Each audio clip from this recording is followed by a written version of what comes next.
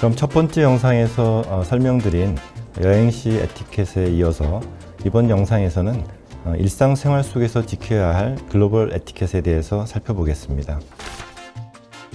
식사 예절, 공공장소, 전시장, 공연장소에서의 에티켓, 팀 문화, 선물 문화 등에 대해서 말씀드리고자 합니다.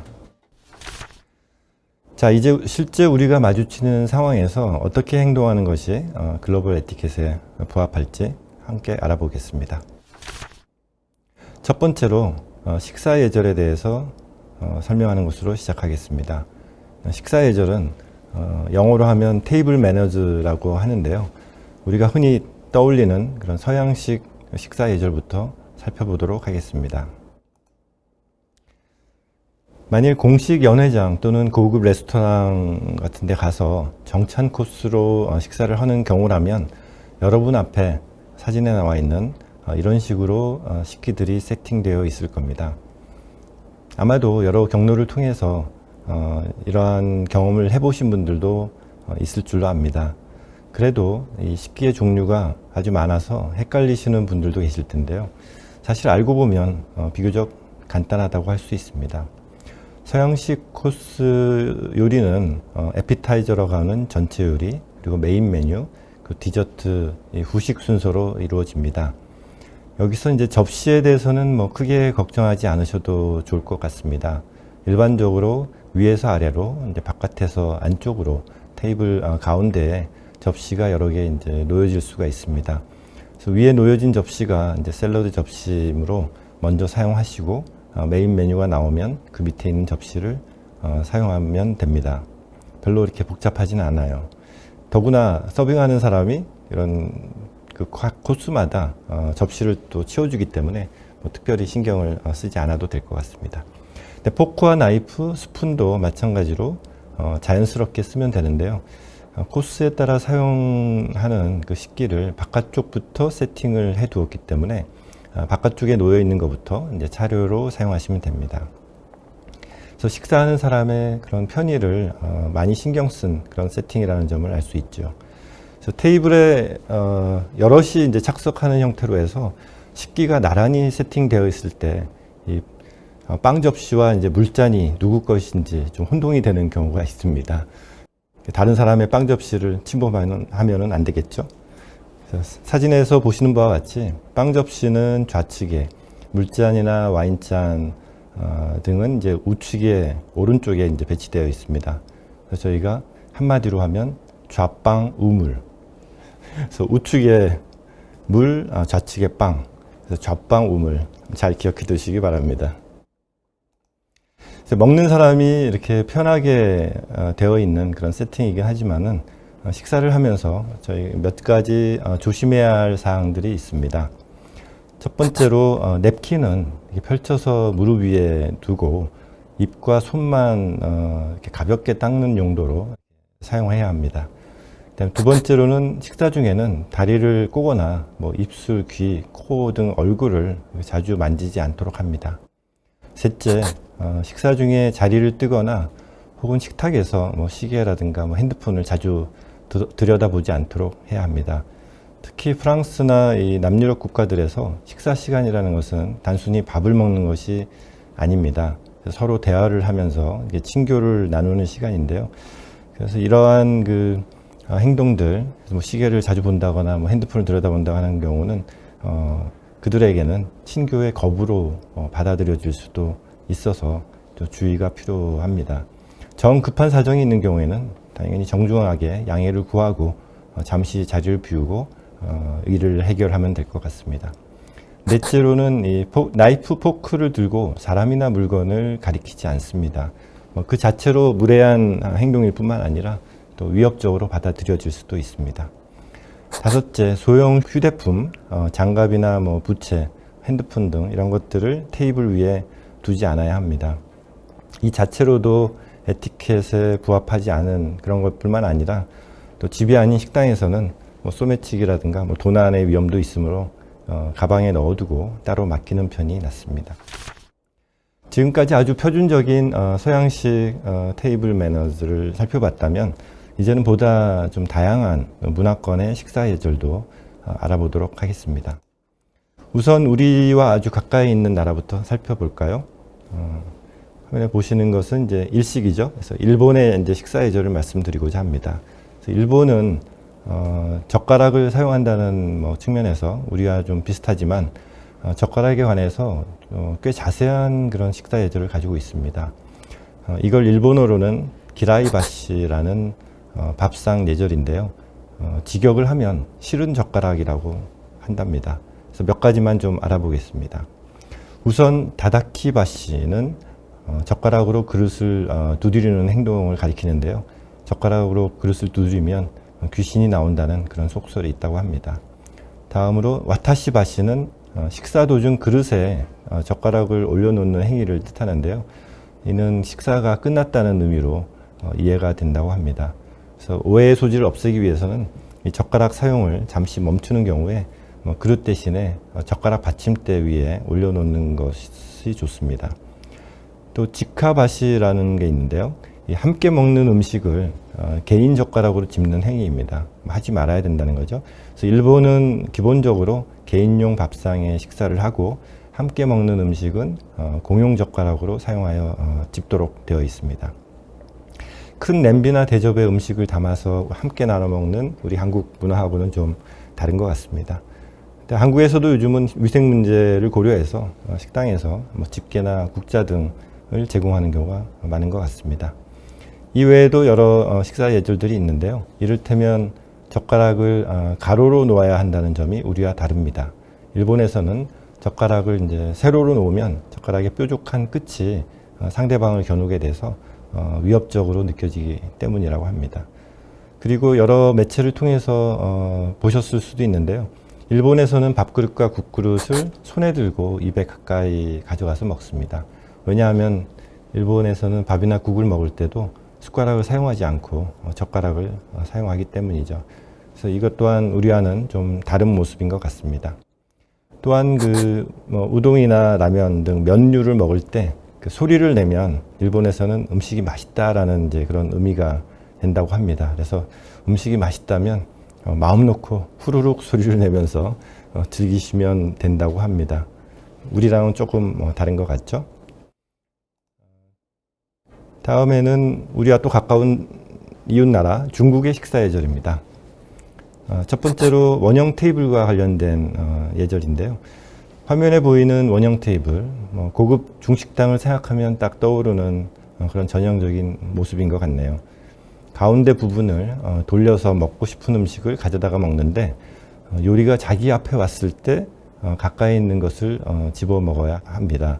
그래서 이때도 한꺼번에 너무 많은 요리를 집어가는 것은 흠으로 여긴다고 하니까 맛있는 음식이 많더라도 조금씩 덜어서 이렇게 먹는 것이 좋겠습니다. 또 생선 요리를 먹을 때 이렇게 생선을 뒤집는 것을 이제 불길한 행위라고 이제 생각을 하기 때문에 삼가야 한다고 합니다. 생선을 뒤집는 것은 곧 배를 전복시키는 것을 연상하게 해서 그렇다고 하는데요. 저를 포함해서 우리나라에서도 이렇게 생각하시는 분들이 꽤 있는 것으로 알고 있습니다.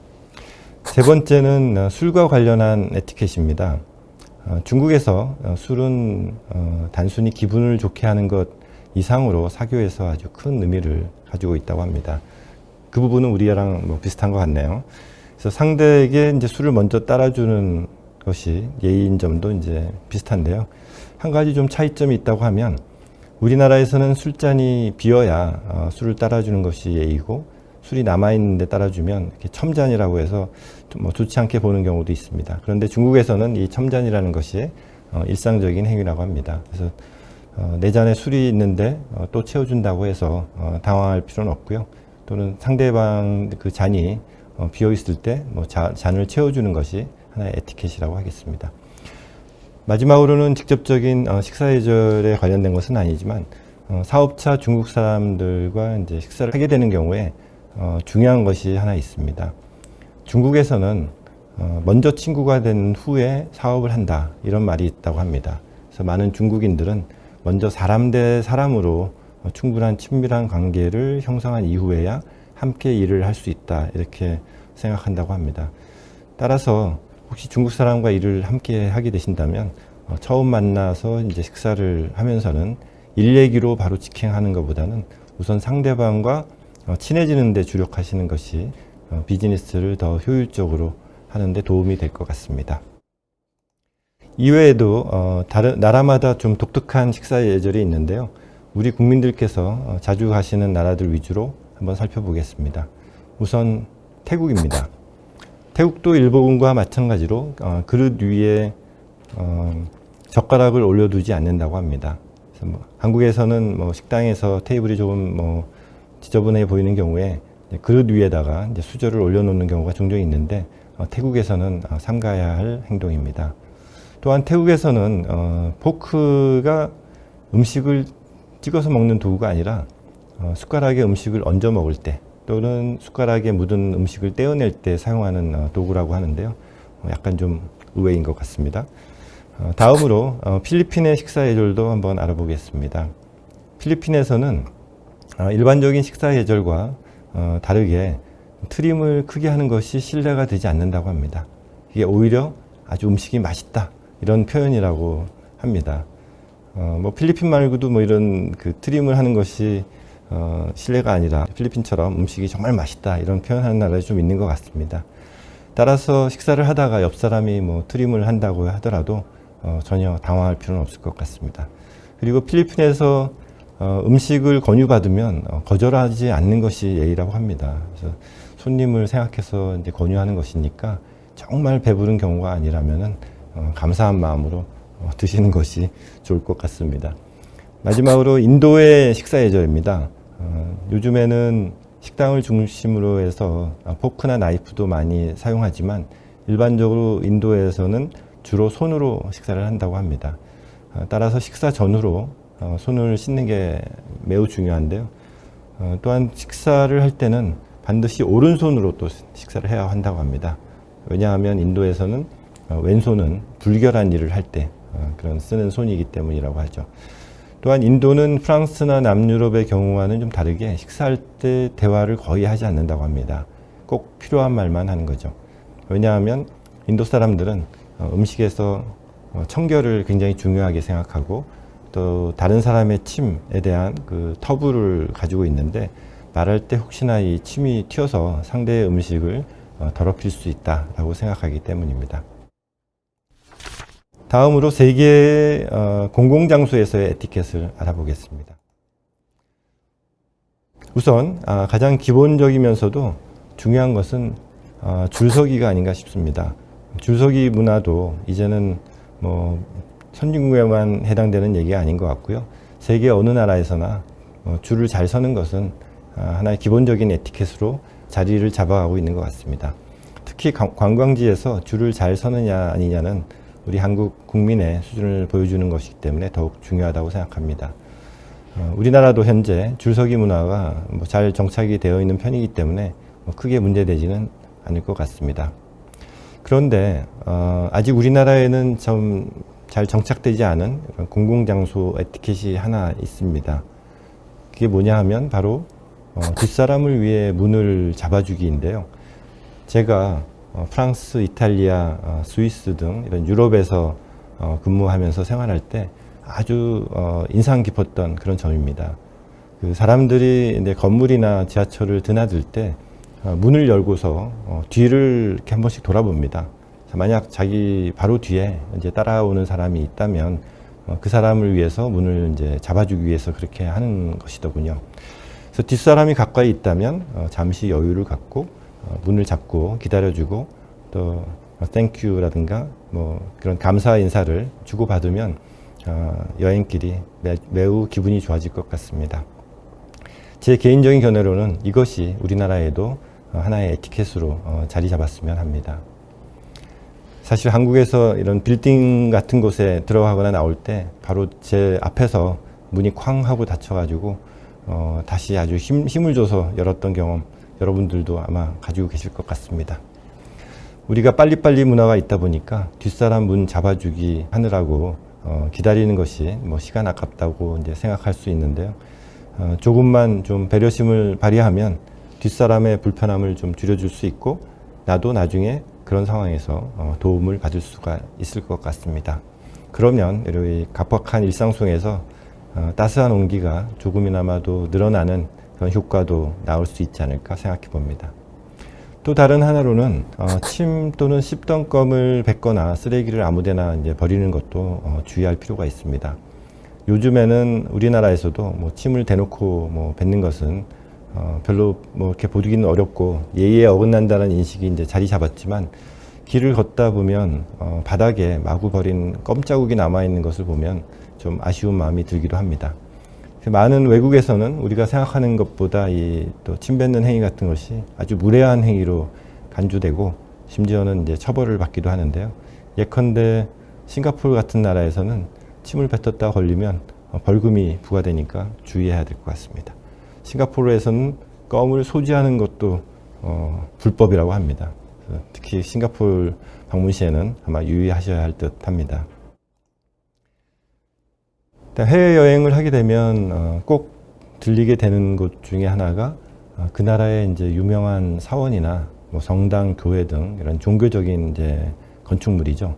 그래서 앙코르와트처럼 유적으로만 남아있는 것들도 있겠지만 대부분의 종교시설은 아직도 계속 사용하고 있는 곳이고 또 신자들이 드나드는 곳이기도 합니다. 따라서 이러한 곳을 방문할 때는 그 시설에서 요구하는 예절 또는 에티켓을 지켜야 합니다. 대부분의 성당이나 교회, 또 불교나 힌두교 사원, 또 이슬람의 모스크에서는 이 복장에 관한 규정이 있죠. 그래서 민소매, 반바지, 뭐 슬리퍼나 샌들 등 뭐 지나치게 캐주얼하고 좀 노출이 많은 복장은 일반적으로 금지되어 있다고 하겠습니다. 하나의 예로 로마에 있는 바티칸의 경우에는 이런 아주 캐주얼한 복장, 노출이 많은 복장으로는 아예 입장할 수가 없는 경우들이 있습니다. 성 베드로 성당이라든가 그리고 미켈란젤로의 천지창조 등 천정화, 뭐 프레스코 벽화로 장식된 그 시스티나 경당을 보려고 갔는데 이 옷차림 때문에 헛걸음하는 일은 없어야 하지 않겠습니까? 이러한 곳에서는 사진 촬영도 조심해야 합니다. 유럽의 성당들 중에서는 물론 미사중이 아니고서는 사진 촬영이 허용되긴 하지만 방금 전에 말씀드린 바티칸의 시스티나 경당 같은 곳에는 사진 촬영이 엄격히 금지되어 있습니다. 또 태국의 사원에서도 불상을 촬영하는 것은 금지되어 있죠. 이처럼 장소마다 세부적인 규칙에 조금씩 차이가 있기 때문에 가장 좋은 방법은 그 장소의 규정을 잘 숙지하고 따르는 겁니다. 또 한편으로 이제 연인 간의 또 과도한 애정 표현 하는 것은 뭐 경건한 마음으로 들어온 다른 사람들의 또 눈살을 찌푸리게 할 수도 있으므로 자제해야 하는 것은 뭐 당연한 에티켓이 되겠습니다.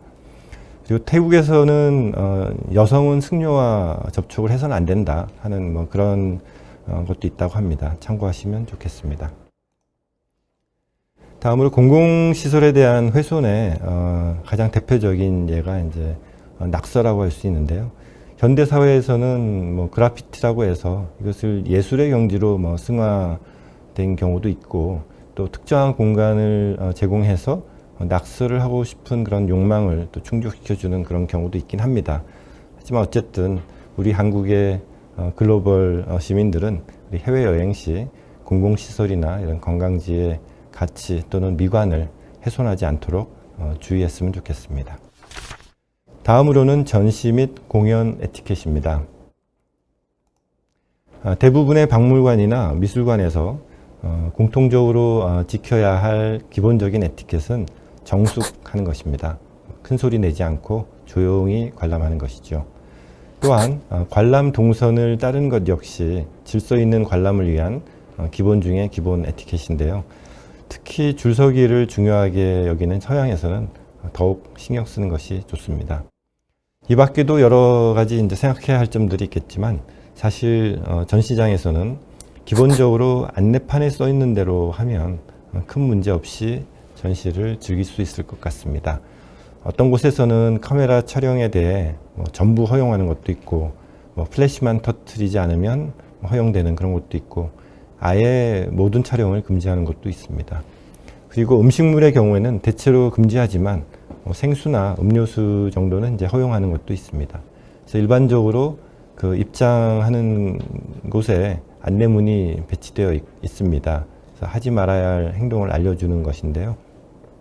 이 안내문을 유의해서 보시고 써 있는 대로 따라주시면 좋을 것 같습니다. 전에 비하면 우리나라에도 이 공연 문화가 많이 대중화되었습니다. 발레, 오페라, 뮤지컬, 클래식 음악 공연 등 다양한 공연이 열리고 또 해외의 유명한 관현악단이라든가 예술가들이 한국을 방문해서 공연하는 경우도 많이 늘었습니다. 이런 문화를 향유할 수 있는 조건이 전보다 많이 좋아진 만큼 우리가 관객으로서 지켜야 할 에티켓도 더욱 잘 준수할 필요가 있습니다. 우선 공연은 관람에 적합한 옷차림으로 가야 합니다. 특히 바스락거리는 소리가 많이 나는 패딩이라든가 혹은 자녀와 함께 이제 공연장에 가는 경우에 아동용 그런 반짝반짝거리는 불빛 운동화 있죠? 그런 것들은 주변에 방해가 될 수 있으니까 조심하셔야 할 것 같습니다. 조금 격식을 차린 공연에서는 관람객에게 일정한 드레스 코드를 요구하는 경우가 있는데요. 이것은 몇몇 공연장이나 혹은 특정한 공연 예매 시 나오는 안내를 따라서 적절하게 지켜주시면 됩니다. 또한 공연장에서는 공연 시작 전에 착석하는 것이 중요합니다. 한 2, 3분 늦게 들어가는 건 괜찮겠지 했다가 미리 앉아서 공연을 감상하고 있는 이제 다른 사람들에게 이제 피해를 줄 수도 있거든요. 제 개인적으로는 어느 공연장이든 최소한 15분 전에 도착해서 여유 있게 우선 공연 장소를 또 들러보는 그런 습관을 갖고 있습니다. 또 같은 맥락에서 자리를 떠야 할 때는 공연 중이 아니라 이 막과 막 사이 또는 인터미션 시간에 이동하셔야 합니다. 정말 불가피한 상황이어서 공연 도중에 움직여야 한다면 다른 사람의 시야를 최대한 가리지 않도록 또 몸을 낮춰서 이동하는 것은 기본 중에 기본이 아닐까 생각합니다. 다음에 박수에 관한 얘기인데요. 박수를 치는 것은 이 공연을 준비한 연주자, 무용수 혹은 배우 등에 대한 존경의 표시이자 또는 스스로 이렇게 감동을 받아서 이제 감격을 표현하는 그런 수단이라고 할 수 있죠. 그런데 박수를 아무 때나 친다면 도리어 이제 다른 관객에게 방해가 될 수도 있고 또는 공연자들에게도 이제 방해가 될 수 있습니다. 그래서 일반적인 그런 박수 에티켓이라는 게 있는데요. 여기에 대해서 말씀을 드려보겠습니다. 우선 음악회에 가면 우선 지휘자나 연주자가 등장해서 인사를 할 때 박수를 칩니다. 그리고 일반적으로 곡의 마지막 악장이 끝난 후에 이제 박수를 치죠. 근데 교향곡이나 협주곡, 소나타 등 여러 악장으로 구성된 작품의 경우에는 악장 간에 박수를 치는 것은 곡에 몰입하려는 다른 관객들을 이제 방해하는 행동이 될 수 있습니다. 따라서 이제 삼가해야 할 필요가 있고요. 이를 방지하기 위해서는 공연장에 좀 일찍 가서 그 공연 프로그램, 브로셔 같은 거를 구입하든가 사가지고 연주될 곡에 대한 정보를 미리 파악하는 것이 좋겠다고 생각됩니다. 또 작품에 따라서는 끝나자마자 박수를 치는 것을 좀 삼가야 하는 경우도 있을 수 있습니다. 예를 들면 차이콥스키 교향곡 6번 비창 같은 경우 마지막 악장의 끝이 점점 희미해지면서 이제 침울하게 끝나도록 되어 있는데요. 그 비통한 분위기를 이제 충분히 느낀 다음에 박수를 쳐야 합니다. 하나의 팁을 드리면은 잘 모를 경우에는 이제 다른 관객들이 먼저 하는 거를 좀 잘 관찰을 하고 거기에 좀 따라가는 것이 좋지 않을까 그런 생각도 듭니다. 그리고 오페라나 발레의 경우에는 기본적으로는 막이 내린 후에 이제 박수를 치죠. 그래도 관현악 공연에 비해서는 이 박수 타이밍이 좀 자유로워서 추가적으로 이제 박수를 치는 경우들이 좀 있습니다. 그래서 오페라의 경우에는 대개 아리아나 이중창 등이 끝나면 이 막이 끝나지 않았더라도 박수를 치는데요. 예를 들어 아주 푸치니의 유명한 이 오페라 투란도트를 보러 갔는데 그 유명한 네순 도르마를 듣고 나서 박수를 안 치기는 힘들겠죠. 그래서 이 정도로 유명한 곡은 또 관객 서비스 차원에서 2번 부르는 경우도 있으니까 박수를 열심히 치시고 한 번 더 즐기시면 됩니다. 이 발레의 경우는 오페라보다는 좀 더 자유로운 것 같습니다. 발레 공연을 보다 보면 이 줄거리나 춤의 골격과는 상관없이 이 춤 자체만으로 하나의 볼거리를 보여주는 디베르티스망이라는 것도 있고, 솔리스트들이 나와서 뭐 그랑파라든가 빠드드 등의 이제 명칭을 붙여가지고 역시 이 줄거리와 무관하게 이제 고난도의 기교를 보여주는 장면들이 나옵니다. 그래서 한 장면 한 장면이 이게 하나의 별개의 춤인데, 그래서 이것이 끝났을 때마다 이제 박수를 치시면 될 것 같습니다. 성악 같은 경우는 이제 공연 프로그램을 보면 한 3-4곡 정도를 이제 묶어서 하는 경우가 있는데요. 한 묶음이 끝날 때마다 박수를 치는 것이 바람직할 것 같고요. 연극의 경우에는 뭐 특별한 경우가 아닌 이상 뭐 박수를 치지 않는 게 맞는 것 같고요. 그래서 보통 연극 배우들은 이제 자신의 목소리를 이제 생생하게 전달하기 위해서 마이크 없이 육성으로 연기를 하게 되는데요. 따라서 박수는 물론이고 다른 조그마한 이제 소음도 연기에 몰입하는 다른 관객들이나 이 배우들을 이제 방해할 수가 있습니다. 따라서 공연이 끝나고 막이 내린 뒤에 박수로 감동을 표현해 주시는 것이 에티켓에 부합하는 행동입니다. 물론 연극에 따라서는 관객과의 호흡 때문에 뭐 이렇게 그런 박수를 유도하는 경우도 있으니까 뭐 그런 경우에는 뭐 자연스럽게 박수를 이제 치시면 될 것 같습니다. 외국에 나갔을 때 우리 또 한국인들이 특히 또 어려워하고 뭐 헷갈릴 수 있는, 그래서 이제 실수도 많이 할 수 있는 것이 하나의 팀 문화인데요. 우선 팀 문화의 기원에 대해서 한번 알아보겠습니다. 여러 가지 얘기가 있는데요. 일반적으로는 16세기 영국을 시초로 삼습니다. 당시 이제 귀족 사회에서 파티나 미팅에 참여했을 때 호스트의 하인에게 수고한다는 의미로 소정의 금액을 지급하는 것이 이제 일반적인 관행이었는데요. 이게 유럽 전역에 퍼지면서 17세기 이후에는 커피하우스, 호텔, 레스토랑, 펍 등 이제 대부분의 서비스 업종에서도 이제 손님들이 종업원에게 약간의 돈을 추가로 주는 문화가 정착되었습니다. 이때 어느 커피하우스에서 to ensure promptitude, 뭐 직역하면 서비스를 지체 없이 빨리 받기 위하여 표시가 부착된 그릇을 수고비 넣는 용도로 놓았다고 하는데요. 여기 써있던 문구의 앞 글자 3개를 따서 TIP, 팁이라고 부르기 시작했다고 합니다. 미국 같은 경우는 이제 유럽의 영향을 많이 받아서 대공황이라든가 뭐 2차 대전 등을 거치면서 이제 팁 문화가 아주 깊숙이 자리 잡았는데요. 1960년대 팁 수입까지 임금의 일부로 계산한다 하는 그런 법안이 통과돼서 미국의 서비스업 종사자들은 이 팁이 생계수단으로 삼게 되었습니다. 그래서 웨이터들은 특히 이 팁에 굉장히 민감하게 반응을 하게 되는 것 같습니다. 이제 지역별로 팁 문화에 대해서 이제 말씀드려 보겠습니다. 우선 미국이나 캐나다 등 이제 북미 지역인데요. 여기는 뭐 팁 문화가 매우 자연스럽다고 볼 수 있습니다. 뭐 강제성이 있는 것은 아니지만 웨이터나 웨이트리스의 이런 주된 수입원이 팁이기 때문에 주는 것이 바람직한 것 같습니다. 그래서 일반 레스토랑에서는 한 15% 정도, 뭐 고급 레스토랑에서는 한 20% 정도를 이제 주게 되는데요. 그 외에 뭐 패스트푸드점이나 뭐 쇼핑몰 등 그 셀프 서비스로 이용되는 그런 상점에서는 뭐 팁을 줄 필요가 없을 것 같습니다. 하지만 최근에는 우리 젊은이들을 중심으로 해서 뭐 팁을 내지 않는 뭐 그런 분위기도 나타나고 있다고 하는데요. 앞으로는 어떻게 될지 한번 지켜봐야 될 것 같습니다. 그리고 영국, 프랑스, 이탈리아 등 이제 서유럽 같은 경우에는 이 명세서에 서비스 비용이 이제 포함된 경우들이 많이 있습니다. 그래서 지불할 때 그 명세서 계산서를 받으시면 그런 부분을 좀 확인하셔야 할 필요가 있고요. 만약에 서비스 비용이 포함되어 있지 않다면 이 결제 금액의 한 10 내지 15% 정도를 팁으로 남겨두는 것이 에티켓이라고 하겠습니다. 그리고 호텔 경우에 짐꾼에게는 이제 가방 개수당 한 1, 2유로 정도 이제 주는 게 이제 일반적이고요. 또 택시를 탈 때 경우에는 뭐 따로 팁을 준다기보다 그 남은 거스름돈을 받지 않고 주는 것이 일반적인 관행으로 되어 있습니다.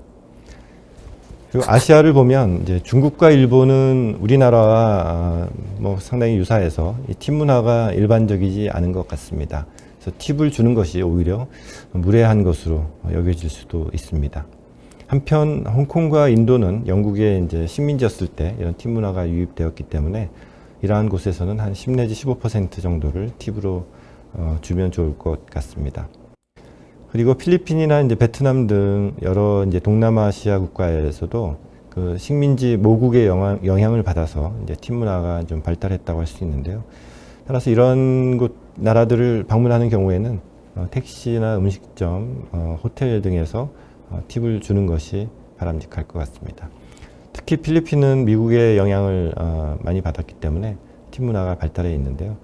우리 국민들께서도 뭐 필리핀에 뭐 관광을 간다거나 이제 골프를 치러 가거나 이런 경우가 많은 것 같습니다. 그래서 골프장 캐디나 호텔 및 식당 이용 후에 1, 2달러 정도 이렇게 주는 것이 하나의 기본 에티켓이라는 것을 기억해 두시면 좋을 것 같습니다. 기타 특이한 경우를 하나 소개해 드리겠습니다.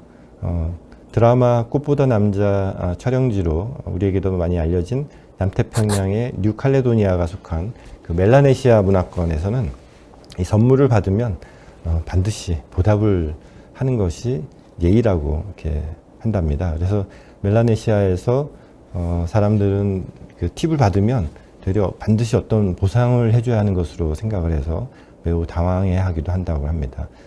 따라서 이런 지역에서는 팁을 주지 않아도 좋을 것 같습니다.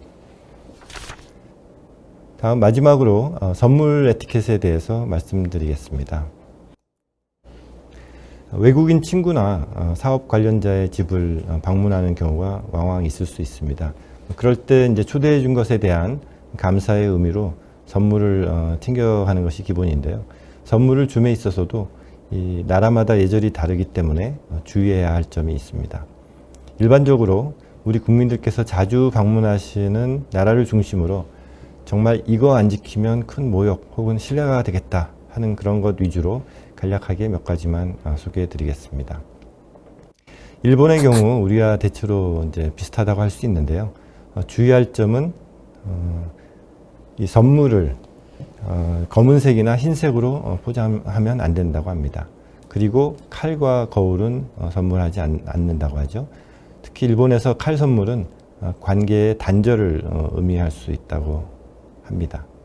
베트남에서도 일본과 비슷하게 칼과 같은 날카로운 물건을 선물하지 않습니다.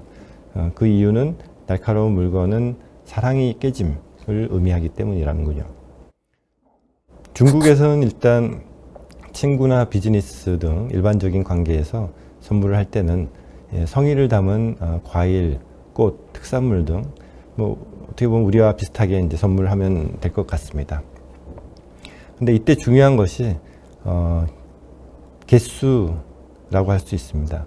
왜냐하면 중국에서 8은 그 발음 때문에 이제 행운의 숫자로 여겨져서 귀하게 여겨지는데 반면에 4와 7은 죽음과 연관된 것으로 여겨진다고 합니다. 그래서 과일을 4개 선물하거나 꽃을 7송이 선물하는 이런 것들은 이제 피해야 할 거라고 합니다. 그리고 손수건, 우산, 시계, 하얀 꽃 이런 것들도 눈물이라든가 또는 뭐 죽음 이런 것을 의미하기 때문에 뭐 부적절한 선물이라고 할 수 있겠습니다. 그리고 이슬람 문화권은 또 종교적인 이유로 좀 주의해야 할 점이 몇 가지 있을 수 있는데요. 우선 술과 돼지고기, 베이컨, 햄 이런 거 포함해서 이런 것은 종교적인 금기이기 때문에 절대로 선물해서는 안 됩니다. 그리고 선물을 줄 때는 반드시 오른손을 사용해야 한다고 합니다. 또 한 가지 흥미로운 점은 잘 아는 사람이 남자인 경우 그의 여자친구나 그 부인에게 선물을 하면 안 된다는 것입니다. 중동 지역 전반에서도 손수건은 이별, 눈물 등을 의미해서 선물할 때 좀 유의해야 할 거라고 합니다. 자, 지금까지 여러 상황에서 이제 필요한 글로벌 에티켓을 함께 알아봤는데요. 오늘 말씀드린 내용 중에 정말 중요하다고 생각하는 것은 이렇게 이제 다양한 문화권에서 서로 다른 에티켓이 형성되고 발전한 이유, 즉 에티켓의 기본 정신이라고 할 수 있겠습니다. 그것은 바로 상대방에 대한 배려의 마음입니다. 그래서 그래서 강의 시작 때 제가 의전 분야에서 많이 일했었다고 말씀드렸었는데요. 국가 간 의전에서 보면 여러 가지 그 세세하고도 이제 복잡한 규칙들이 있지만 이것들이 존재하는 이유는 우리를 방문하는 외국 정상이나 이제 사절단에 대한 배려와 존중의 마음에서 이제 출발하게 됩니다. 그래서 그런 마음을 생각하면서 이번 강의 내용을 기억해 주신다면 좋을 것 같습니다. 그리고 또 한 가지 중요한 점은 문화적 다양성에 대한 존중입니다. 배려의 마음은 곧 상대의 입장에서 생각하는 것인데요. 상대의 입장에서 생각하려면 이 상대가 어떤 상황에 있는지, 그리고 무엇을 원하는지, 또 어떻게 할 때 상대가 편할지를 잘 생각하고 알아봐야 할 것 같습니다. 그렇다면 우리가 국제적인 맥락에서 이 배려를 실천하기 위해서는 방금 말씀드린 글로벌 에티켓에 대한 기본적인 그런 지식을 갖추고 있어야 할 것 같습니다. 그래서 제가 나름대로 상황별 글로벌 에티켓에 대해서 설명드린 이유도 바로 이러한 것입니다.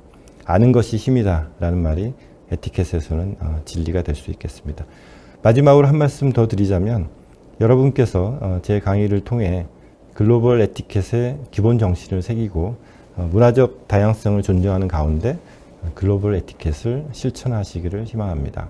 그래서 이렇게 슬기로운 글로벌 생활을 통해서 글로벌 시민 여러분들께서 한국의 이미지를 높이는 시민외교관, 즉 공공외교관으로서 역할을 하시게 되고 결과적으로 우리나라의 위상을 높이고 그 신뢰를 증진하는데 큰 기여를 하신다는 점을 강조하면서 슬기로운 글로벌 생활 강의를 마치도록 하겠습니다. 경청해 주신 모든 분들께 감사드립니다.